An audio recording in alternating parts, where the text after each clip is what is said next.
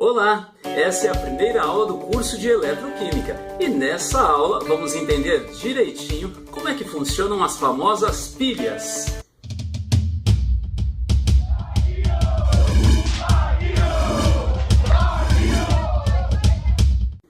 E as pilhas também podem ser chamadas de baterias ou células galvânicas, uma alusão ao médico e pesquisador italiano Luigi Galvani, que no final do século XVIII já estava trabalhando com fenômenos eletroquímicos. Podemos dizer que uma pilha nada mais é do que um dispositivo gerador de corrente elétrica contínua a partir de uma reação química de óxido-redução, que são as reações que envolvem transferência de elétrons. Para entendermos direitinho, vamos dar uma olhada na pilha de Daniell, uma pilha historicamente muito importante, montada em 1836 pelo John Frederick Daniell. Pilha que se baseia na reação química que envolve o zinco metálico e o íon cobre 2+. Vejam, vai ser extremamente importante agora dizer se eu estou falando do metal na sua forma metálica, como Zn ou Zn0, zinco metálico, ou na forma iônica, como cobre 2+, ou íon cobre 2. Nessa reação, percebam que o zinco, para se transformar em zinco 2+, perde 2 elétrons. Esse processo que envolve perda de elétrons é chamado, portanto, de oxidação. Temos aí na lousa equacionada, então, aquilo que é chamado de semi-reação de oxidação do zinco. Zinco formando zinco 2+, ou seja, zinco metálico formando o íon zinco 2+, mais 2 elétrons. Por outro lado, com o íon cobre 2 vai acontecer o contrário. O cobre 2+, para se transformar na sua forma metálica, vai ganhar 2 elétrons. Então, temos aí em azul a semi-reação de redução do íon cobre 2+. Cobre 2+, mais 2 elétrons, formando cobre metálico, ou seja, sofrendo redução. Agora vejam bem, para construirmos uma pilha, vamos ao esquema da pilha, então vai ser extremamente importante separarmos os reagentes para forçar a transferência de elétrons por um circuito externo. Vamos fazer um esquema bem simplificado, um pouco diferente da forma com que o Daniell montou essa pilha em 1836, certo? Imagine então um frasco, e nesse frasco eu vou ter uma barra de zinco mergulhada num sal solúvel de zinco. Escrevi nesse esquema então o sulfato de zinco, Zn2+, mais SO4, 2-, uma vez que não dá para termos apenas o cátion ou o ânion, sempre temos os dois, ok? Do outro lado, então, na outra semicela dessa pilha, como dissemos, vamos ter então uma barra de cobre mergulhada num sal solúvel de cobre. Por exemplo, também sulfato de cobre 2, aí, cobre 2+, mais SO4, 2-.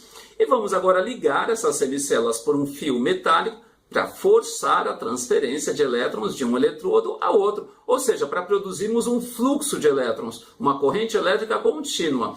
Aí no esquema eu coloquei um círculo com uma seta no meio que representa um voltímetro ou um multímetro, um aparelho usado para se determinar a diferença de potencial. Porém, poderia ter colocado uma lâmpada aí ou qualquer aparelho que funciona então com uma pilha. Há vários aparelhos, usamos diariamente isso. Vamos lá então tentar entender o que está acontecendo aí. E várias coisas ocorrem ao mesmo tempo. Porém, obviamente, por uma questão didática, eu vou falar de uma delas de cada vez. Primeira delas, em contato zinco e cobre, a tendência é justamente o zinco sofrer oxidação ou sofrer corrosão.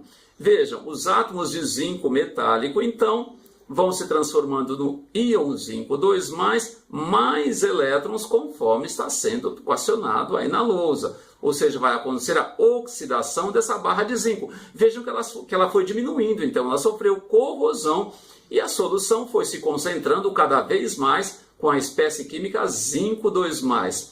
Se ocorreu isso, portanto, esse eletrodo de zinco é o eletrodo negativo dessa pilha, ou seja, ele vai formar elétrons. E o fluxo de elétrons, então, vai do eletrodo de zinco para o eletrodo de cobre. Lá na semicela do cobre vai acontecer o contrário, a tendência é oposta. É justamente os íons cobre 2+, que estão inicialmente dissolvidos, recebendo esses elétrons que vêm lá da semicélula do zinco, se depositarem na barra de cobre. Veja que com a barra de cobre vai acontecer o contrário do que ocorreu com a barra de zinco. A barra de cobre, então, dizemos que é o eletrodo positivo. Esses elétrons chegando a esse eletrodo positivo vão atrair os íons cobre 2+, que vão se depositar na barra de cobre. Vejam que essa barra não vai sofrer corrosão, ela vai sofrer deposição. Ela vai aumentando com o tempo em função da redução dos íons cobre 2+. Ok, parece simples e é simples mesmo, porém está faltando uma coisa importante nessa pilha aí. Porque vejam bem, não é possível que numa semicélula, na semicélula do zinco, cada vez mais se aumente a concentração dos cátions, ou seja, íons positivos, uma vez que os elétrons estão saindo de lá. E na semicélula do cobre acontece o oposto. Os cátions que estavam na solução cobre 2+, se depositam, ficando só os ânions. Não dá para a gente ter separação de cargas. De modo que se eu montar a pilha exatamente desse jeito que está acontecendo, nada vai ocorrer. Porém, se eu acrescentar o que está aparecendo agora, a ponte salina, tudo isso se resolve. Imaginem um tubo recurvado com algodãozinho na ponta ou com um vidro poroso. E dentro desse tubo recurvado temos qualquer sal, por exemplo, cloreto de potássio, K+, mais Cl-. Agora sim a pilha vai funcionar, pois a ponte salina vai garantir a neutralidade elétrica das semicélulas. Como assim? Vamos lá. Vamos começar pela semicélula do zinco. Estão sendo formados íons zinco 2+, ou seja, está tendo um acúmulo de cargas positivas nessa semicélula. O que ocorre então? Os ânions da ponte salina, no caso o cloreto, dirigem-se para lá para neutralizar esses íons zinco 2+, que foram formados. Devido a isso, a semicélula negativa também é chamada de ânodo, ou seja, é para lá que vão os ânions da ponte salina. Do outro lado está acontecendo o contrário, os cátions estão sumindo, digamos assim, da solução, sobrando apenas os íons sulfato. Eu estou precisando de cátions para neutralizar essa semicélula. Então, para lá é que vão os cátions da ponte salina, no caso, os íons K+, potássio. E dessa forma, a semicélula positiva também é chamada de cátodo. Vejam, nos vestibulares é muito comum pedir qual semicélula é o cátodo ou ânodo, ao invés de falar qual que é o eletrodo positivo ou negativo. Na liçãozinha que eu preparei para vocês, cujo endereço já está na descrição do vídeo, vocês vão ver isso bastante. Na dúvida, peguem esse esquema da pilha de Daniell e o transportem para qualquer pilha, uma vez que o que vai mudar de uma pilha ou outra são basicamente os metais utilizados. Um deles vai ter a tendência de sofrer oxidação, como o caso do zinco, aí dizemos que o zinco é menos nobre, portanto, já com o outro metal, maior vai ser a tendência à redução. Caso do cobre 2+, então, ou seja, um metal mais nobre. Bom, vamos lá. Estão faltando alguns conceitos importantes para terminarmos. Primeiro, o zinco foi sofrendo oxidação conforme a pilha foi funcionando. É como se ele tivesse forçado a redução, portanto, dos íons cobre 2+. Dizemos que o zinco metálico é o agente redutor. E já com o cobre 2+, aconteceu o contrário, ele foi sofrendo redução. É como se ele tivesse forçado a oxidação do zinco. Então o cobre 2+, vejam bem, não é o cobre metálico, é o cobre 2+, é o agente oxidante. E agora uma coisa chatinha, né? Como que eu posso representar essa pilha sem ter que fazer esse desenho complicado? Em primeiro lugar, representamos a oxidação, depois a redução. Então aparece aí na lousa um esquema um pouco complicado, mas fácil de ser entendido. Zinco barra zinco 2+, ou seja, o zinco foi se oxidando, duas barras, do outro lado então, cobre 2+ barra cobre 0. O cobre 2+ foi se reduzindo.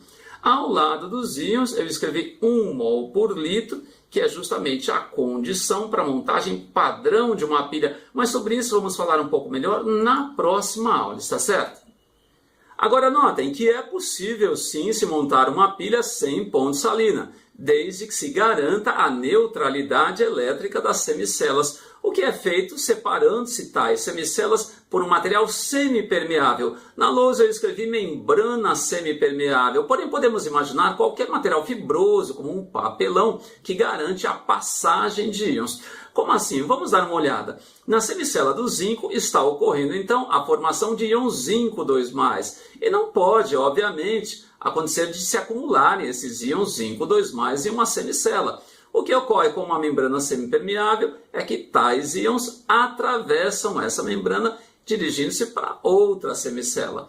Na outra semicela está ocorrendo o oposto. Os íons cobre 2+ estão se depositando, deixando em solução apenas os íons sulfato, ou seja, os ânions. O que ocorre com a membrana semipermeável então? Esses ânions atravessam em direção da semicela do zinco. Vejam que podemos continuar chamando o eletrodo negativo de ânodo, uma vez que para lá é que se dirigiam os ânions que atravessaram a membrana semipermeável. E o eletrodo positivo, ou a semicela positiva, pode sim também ser chamada de cátodo. É para lá que foram os cátions que atravessaram a membrana semipermeável. Então é isso. O que vai mudar de uma pilha para outra vão ser os metais, basicamente, porém os princípios são sempre os mesmos. Façam com cuidado os exercícios que eu selecionei para a tarefa de vocês, cujo endereço já está na descrição do vídeo. E até a próxima aula então. Obrigado pela atenção. Tchau!